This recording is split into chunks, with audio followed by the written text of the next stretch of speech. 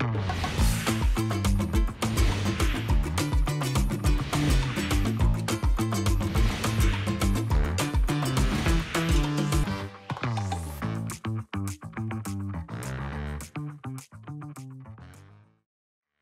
이 시간 책임져 주시는 선재규 선임기자 나와 계십니다. 어서 오세요. 안녕하세요. 네, 시진핑 주석 유럽 내 균열을 부추기기 위해서 상대적으로 중국의 우호적인 국가를 전략적으로 활용하고 있다 이런 얘기 있군요. 프랑스 거치고 그다음에 세르비아 들려서 네. 조금 전에 헝가리에 도착을 했습니다. 뉴욕타임스 앞서도 말씀드렸지만 유럽 내의 그 균열을 부추기기 위해서 상대적으로 유럽 내에서도 그 중국하고 좀 우호적인, 그러니까 프랑스도 지금 미국에 대해서 상당히 좀 뭔가 자주적인 입장을 취해 왔고요. 세르비아, 헝가리는 뭐 훨씬 더 중국의 우호적입니다. 그래서 그 세 나라를 좀 이렇게 전략적으로 활용하는 것 같다는 분석을 했고요. 네. 그리고 그동안에 그 세르비아하고 헝가리가 특히 우크라이나 전쟁하고 중국과의 그 무역에서 다른 유럽국들하고 좀 온도차를 좀 보여온 점도 그 겨냥을 한 것 같다는 겁니다. 그리고 지난번에도 말씀드렸지만 시진핑이 그 세르비아 수도 베오그라드에 도착한 날이 미국이 주도하는 나토군이 25년 전에 중국 대사관을 오폭해가지고 그때 그 상당히 시끄러웠죠. 네. 곧 그날을 딱 맞춰서 간 것도 어떤 정치적인 함의가 크다는 분석입니다. 네. 뉴욕타임스 이제 분석인데 프랑스 국빈을 마치고 나서 세르비아, 헝가리 일정을 또 언급하면서 이런 것들을 이제 분석을 쭉 한 거잖아요. 속내가 뭔지. 예, 그러면서 네. 이제 특히 시진핑이 그 세르비아하고 헝가리의 일정에 대해서 뉴욕타임스가 이렇게 표현을 했습니다.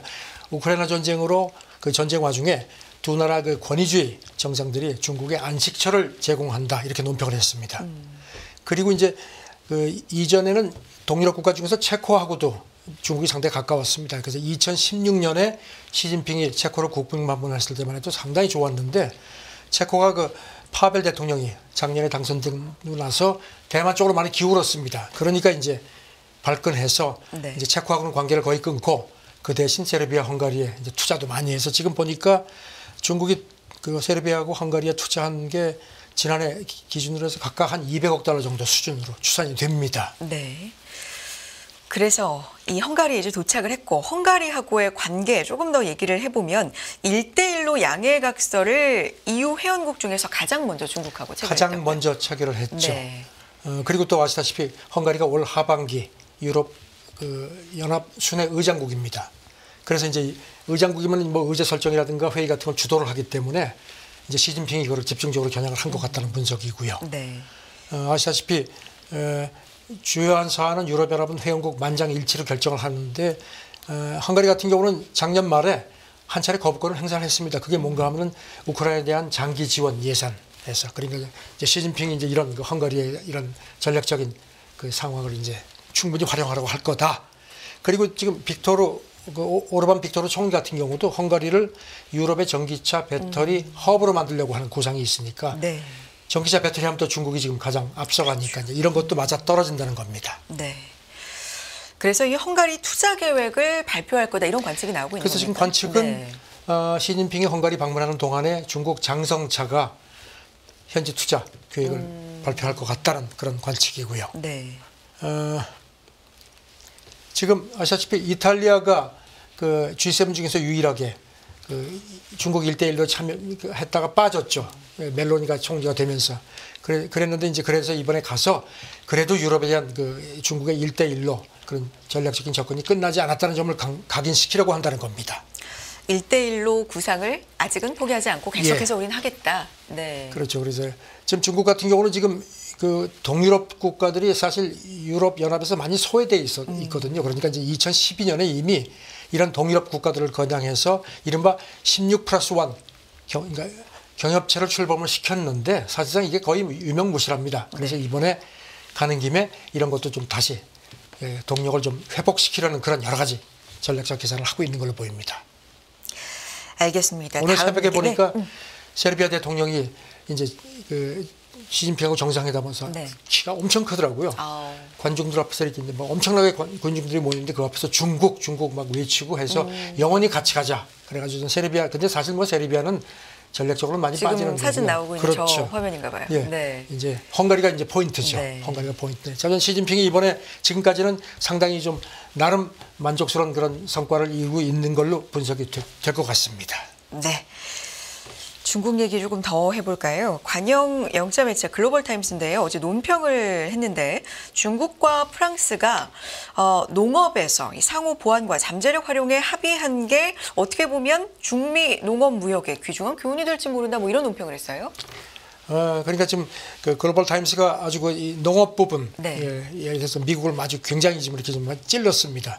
미국 그 당국 통계를 이용해서 지금 미국이 세계 최대 농산물 수출국이라는 걸 상기시키면서 작년에 그럼에도 농산물 수출이 최근 3년 사이에 가장 적었고 세계에서 제일 농산물을 많이 수입한 나라가 중국인데 중국이 미국에서 수입하는 비중도 16.6%까지 크게 줄었다. 이렇게 상기시키면서 이번에 시진핑이 가서 중국하고 프랑스 농업 무역을 상당히 이제 많은 걸 합의했는데 이거 잘 봐라. 그리고 앞으로 중국의 이런 그 농산물 수비가 계속 늘어날 텐데 수출도 잘 안 되고 하는데 이런 그 중국이 이번에 프랑스하고 한 것 같은 걸 잘 보고 벤치마킹 하길 바란다는 식의 좀 찌르면서 조금 좀 이렇게 좀 더 여지를 또 보였습니다. 네. 그리고 이 인플레 감축법에 따른 보조금 전기차에 그러니까 중국산 흑연으로 만든 배터리를 탑재한 전기차 말하는 거죠. 뭐 이 관련돼서도 그거 얘기가 있죠. 원래 그 중국산 그 핵심 그 광물이 들어간 배터리는 미국에서 IRA 적용 안 한다고 했죠. 그래서 우리도 지금 거기에 대해서 막 어필하고 해서 2년간 유예를 받았는데 이걸 이제 또 글로벌 타임스가 물고 늘어졌습니다. 그러면서 봐라 공급만 차단 어쩌고 하는데 그거 거의 불가능하다. 그리고 그렇게 해가지고선 너희만 손해봤다. 누워서 침 뱉기만 한 거다. 그러면서 중국이 지금 특히 흑연 같은 경우에는 배터리에서 뺄 수 없는 핵심 광물인데 이거를 중국 거를 대체를 하려면 몇 년 이상 걸릴 거다. 그러니까 그렇게 해봐야 너희만 손해다 하는 식의 또 그런 논평을 또 치렀습니다. 네. 그러니까 미국이 굉장히 엄격하게 그동안 노력했지만 오히려 미국 자신에게 좀 그렇죠. 안 좋은 게 됐다. 충격이 됐다. 뭐 이런 그렇게 또 얘기네요. 강조를 했습니다. 네. 알겠습니다. 다른 얘기 좀 해볼까요? IMF의 기타 고피나스 수석 부총재군요. 어떤 얘기를 했습니까? 중요한 얘기를 좀 한 것 같은데 달러 결제 비중 지정학적 리스크에도 80% 이상이다. 자세히 좀 전해주세요. 네, 그저께 워싱턴 D.C.에서 그 스탠퍼드 대학 네. 주최로다가 그 회동이 열렸는데요. 거기서 이 고피나스 수석 부총재가 지금 뭐 지정학적 리스크가 많고 해가지고 그동안 이제 뭐 달러 결제 비중이 많이 줄었다고 하는데 사실상 이 스위프트 최근 집계를 보면은 그렇지 않다. 80% 이상이라는 겁니다. 그래서 특히 왜 그런가 하면은 그 원자재 거래의 상당수가 여전히 인보이스라든가 결제가 달러로 이루어지고 있기 때문이라고 분석을 했습니다. 그리고 이제 이것도 있지만 이 고피나스 부총재가 이 지금 러시아 동결 자산을 이제 활용하는 거 오늘 새벽에도 보니까 유럽연합이 그걸 쓰기로 원칙적으로 완전히 합의를 했더라고요. 거기에 대해서 그런 개연 그 점은 인정을 하지만 충분한 법적 기반이 뒷받침돼야 한다. 그러면서 그렇지 않으면은 국제 통화 시스템의 손상이 불가피하다고 경고를 했는데 이걸 또 러시아 국제 뉴스 전문 스푸트니크 통신하고 타스 통신이 집중적으로 보도를 했습니다. 그 타스는 여기다 덧붙였어요. 이런 국제 통화 시스템이 이렇게 흔들리는 부분, 이제 러시아가 이제 쫓겨났죠. 네. 그래서 국제간 상호 신뢰가 상당히 흔들리는데 이걸 회복하는데 상당한 기간이 걸릴 거다 하면서 글로벌 경제 통합이 모두에게 더 많은 이익을 준다는 점을 잊지 마라. 이건 백악관을 향해서 또 견적을 날렸습니다. 알겠습니다. 다음 얘기 넘어가 볼게요. 밀컨 컨퍼런스에서 굉장히 중요한 이야기들, 좀 세계 경제에서 주목할 만한 발언들이 좀 많이 나오는데 사우디 반도체 인공지능에 초점을 맞춰 조성한 투자펀드 알랏의 최고 경영자 뭐 어떤 얘기를 또 했나 봅니다. 그 사우디 국부펀드가 1,000억 달러, 우리 돈으로 한 136조 5천억 원 정도를 지원을 해가지고 이제 이런 AI하고 반도체 쪽에 초점을 맞춘 펀드 알랏이라고 이걸 이제 조성을 했는데요. 거기 최고 경영자가 이 밀컨 컨퍼런스 와중에 블룸버그하고 회견을 했습니다. 네. 그러면서 지금까지 미국이 우리한테 요청하는 거는 공급망으로부터 중국을 완전 분리시키는 거였는데 하지만 중국과의 우리의 그 파트너십이 미국에 문제가 된다면 투자를 처리할 것이다. 이렇게 딱 아주 강조를 했습니다. 그러면서 이제 블룸버그는 여기 대해서 미국이 그동안의 사우디에 대해서 특히 첨단 기술 쪽에서는 우리 걸 할 건지 중국 걸 할 건지 양자타일 하라고 이제 압박을 해왔다는 겁니다. 네. 그래서 이제 사우디가 지금 아랍에미리트하고 지금 경쟁하면서 중동의 어떤 반도체 허브를 겨냥을 하기 때문에 이제는 미국을 선택하는 쪽으로 가는 것 같다는 겁니다. 왜냐하면 네. 시장도 크고 기술력도 반도체 부분에서 미국이 지금 세계 선두를 달리니까 그쪽을 택하는 것 같다는 분석입니다. 또 어떤 분석 덧붙였나요? 이거 관련해서 지금 얼마 전에 마이크로소프트가 그 두바이에 있는 AI 기업 G42라는 그 G42 여기다 이제 15억 달러인가 투자했죠. 투자키로 했는데 이것도 이번에 이 사람이 얘기한 것과 같은 맥락이라는 겁니다. 네. 그리고 지금 보니까 이 펀드가 다음 달 말까지 미국의 IT 기업 두 곳에 또 공동 투자를 하는 모양입니다. 근데 더 자세한 내용은 언급하지 않았는데 사우디가 이런 그 AI하고 반도체 쪽에서는 미국을 선택하는 것 같습니다. 이런 분위기를 보면 좀 네. 기울어 가고 있는 것 같다. 네. 다음 얘기 해봅니다. 화웨이에 대한 미국 제재가 더 강화된 것으로 보인다. 이게 화제가 됐는데요. 로이터 보도죠.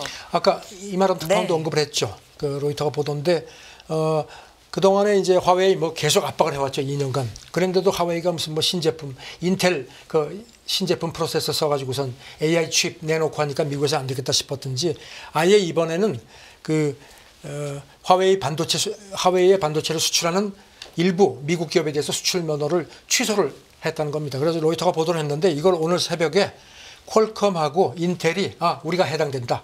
통보받았다. 확인을 했습니다. 네. 그 지금 아무래도 인텔이라든가 이런 데는 이제 실적에 좀 영향이 있죠.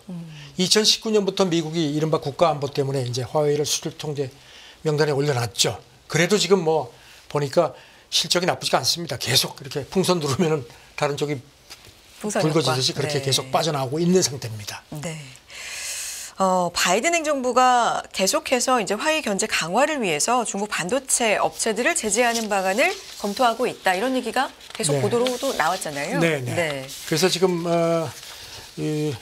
이런 상태에서 보니까 이제 틱톡 강제 매각 이 문제도 지금 계속 나왔었죠. 근데 이거를 틱톡 쪽에서 제소를 했습니다. 이거는 지금 미국 유저가 한 1억 7천만 명 정도 되는데 이거는 그 사람들에 대한 어떤 표현의 자유를 어떤 억압하는 거다, 위헌이다 제소를 해서 지금 바이든이 서명까지 했죠. 그래서 이제 하는데 이렇게 되면 이제 그 실제적으로 법이 집행될 때까지 상당히 시간이 걸릴 것 같습니다. 네. 틱톡이 좀 민감한 사용자 정보를 수집해서 그게 네. 이제 중국 정부에 흘러갈 경우에는 안보 위협이 있다. 이게 좀 주된 네. 골자였는데요. 관련 얘기들이 계속해서 좀 나오고 있습니다. 그리고 네. 조금 전에 들어온 로이터 기사인데요. 네네. 그 미국이 지금 AI용 반도체는 지금 중국에 대한 공급을 사실상 차단하고 있죠. 근데 그것 가지고도 안 되겠다 싶었던지 지금 미국 상무부에서 그 챗GPT 같은 생성형 AI 소프트웨어 자체를 아예 중국에 팔지 못하도록 하는 걸 지금 추진을 하는 모양입니다. 미국 상무장관은 뭐 이거하고는 좀 약간 좀 뉘앙스가 다르지만 그 미국 의회 청문회 출석해서 올해 연내에 대중 투자 제한 조치를 마무리하겠다. 하는데 지금 들리는 얘기는 이런 오픈 AI하고 그다음에 알파벳 구글 산하의 그 딥마인드 그다음에 엔스로픽 같은 그런 그 생성형 AI 미국 대기업들이 지금은 거의 전 세계 다 비즈니스를 하고 있거든요. 미국 당국도 이 감독도 하지 않는 상태고요. 그래서 이건 안 되겠다 싶어서 미국이 이것까지도 지금 차단하는 것 같은데 자전 뭐 바이든 행정부가 아주 뭐 중국의 특히 AI 이제 첨단 기술 아주 그냥 싹을 말리려고 지금 하는 모양입니다. 이게 대선 이후에는 또 어떻게 될지 이런 부분도 그렇죠. 대선 이후에는 네. 어떻게 될지 모르죠. 상황이라는 게. 궁금해지고요. 지켜볼 만한 부분인 것 같고요. 다음 얘기 넘어가 봅니다.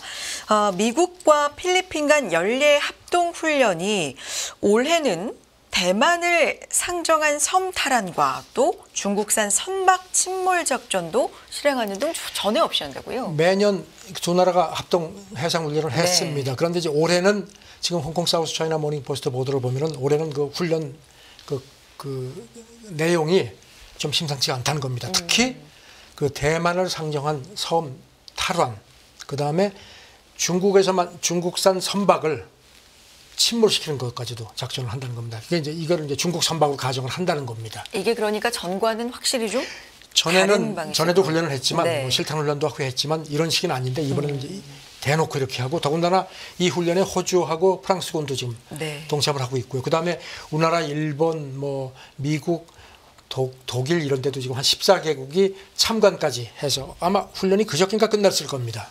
그런데 지금 이게 유사시에 중국이 대만을 점령했다고 치고 그거를 탄환하는 걸 실험을 하고 그다음에 이제 아까 그 중국산 선박을 침몰시킨다고 했는데요. 이게 뭔가 하면 필리핀 해군 보급선 그러니까 기름 보급선인데 이거를 그 훈련 해역에 갖다 놓고선 실제로 사격을 해가지고 침몰을 시키는 것까지 했다는 겁니다. 미국 쪽 언론들이나 뭐 여론은 어떻게 형성되고 있습니까? 뭐라고 분석합니까? 지금 뭐 그 네. 전문가들 얘기는 이제 중국을 더 이제 포위하는 그런 필리핀이 최근에 일본도 그렇지만 필리핀도 지금 미국의 그 대중 그 전선에 아주 앞에 지금 나서고 있죠. 마르코스 정권 들어오고 나서 이제 그런 건데 지금 그리고 또 보니까 미 육군의 그 타이푼 그 중거리 미사일 시스템이 있는데 그것도 필리핀 북쪽에 있는 섬에 이렇게 이번 작전 때 갖다 놓고선 이것도 또 미사일까지 그 등장을 시켰다는 겁니다. 그래서 지금 여러 가지 상황을 볼 때 미국이 필리핀을 더욱더 대중 압박 전선에 더 바짝 몰아붙이는 그런 모양새라는 겁니다. 네. 아시다시피 지금 필리핀하고 미국은 계속 이 남중국해에서 지금 물대포 쏘고 막 해가지고 충돌해왔죠. 그런 상황입니다. 훈련은 호주와 프랑스군도 참가했다. 뭐 이 네. 정도 눈에 띄고 우리를 비롯해서 일본, 인도 뭐 14개국은 참관을 했습니다. 네. 알겠습니다. 다음 얘기 넘어가 봅니다. 아스트라제네카 뭐 코로나19 백신 한창 이제 맞을 때 굉장히 얘기를 좀 많이 입에 올렸었는데 백신 판매를 중단하고 시장에서 철수한다. 어떤 얘기입니까? 이 영국 제약사죠. 네. 스웨덴하고 다국적 제약사인데 영국 언론들 보도를 보면요, 이제 시장에서 철수를 하기로 했다는 겁니다. 그래서 이제 유럽연합에 대해서 그 이제 사용 승인 취소를 자발적으로 요청을 했고 승인을 해서 이제 유럽연합에서는 이제 더 이상 이제 공급도 안 하고 이제 사용도 안 하는 겁니다. 그런데 지금 이 영국 언론 보도가 이게 이제 회사 쪽에서는 뭐 그동안에 여러 가지 변이도 있어서 변이 백신도 나오고 그래서 이제 더는 시장성이 없다고 얘기를 해서 순전히 상업적 이유라고 하는데 실제로 이 좀 부작용 문제가 영국에서 막 제소까지 됐습니다. 이른바 아주 매우 드물게 발생을 한다고 하지만 혈소판 감소성 혈전증. 이게 아주 영국 내에서도 지금 사망자도 생기고 해서 이게 제소가 됐거든요. 그러니까 네. 이것 때문에 그런 거 아니냐는 건데 회사 쪽에서는 그냥 비즈니스가 안 돼, 돈이 안 돼서 빠진다고 하는데 저는 이렇게 대유행 끝나고 나서 이렇게 되고 나서 이제 제약사가 빠진 경우에 이렇게 되면 이제 이 부작용에 대한 어떤 법적 문제 같은 것도 조금 문제가 앞으로 좀 시끄러지지 않겠나 그런 그 생각도 할 수가 있겠습니다.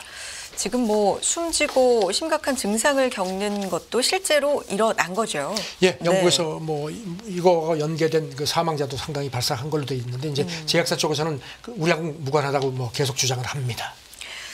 알겠습니다. 관련된 얘기까지 전해주셨고요.